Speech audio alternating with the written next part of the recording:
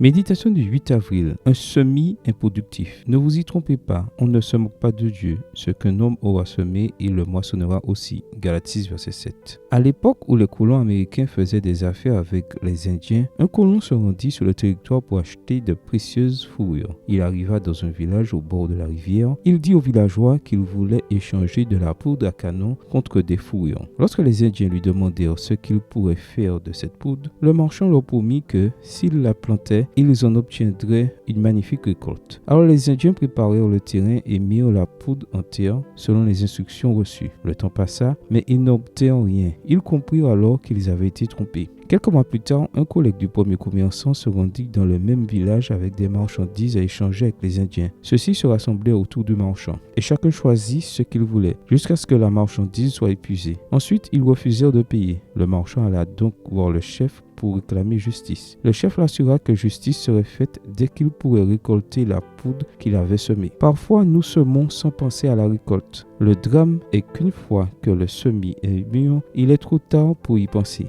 Parfois, alors, ne pas semer des actes de bonté et d'amour, des graines de vérité et de bonne volonté qui assureront une récolte abondante dont nous pourrons nous réjouir. Quelqu'un a dit, nous semons une pensée, nous récoltons une action. Nous semons une action, nous récoltons une habitude. Nous semons une habitude, nous récoltons un caractère. Nous semons un caractère, nous récoltons un destin. Quel semis as-tu fait ces dernières années? Ont-ils produit une récolte dont tu peux être fier? Ou ton ennemi rusé t'a-t-il incité à semer de la poudre à canon? Comme le psalmiste, essaye de cultiver la parole de Dieu dans ton cœur. Je serre ta parole dans mon cœur afin de ne pas pécher contre toi. Psaume 119, verset 11. De même, deviens l'ami de Dieu et cultive une vie de prière. Tu récolteras alors le fruit de l'esprit dans ta vie. Amour, joie, paix, patience, bonté, bienveillance, fidélité, douceur et maîtrise de soi. Galates 5, versets 22 et 23. Si tu décides de semer aujourd'hui dans le sol fertile de la foi, Dieu bénira tes efforts et te donnera de grands résultats. Amen. Bonne journée à toi et que le Seigneur te bénisse.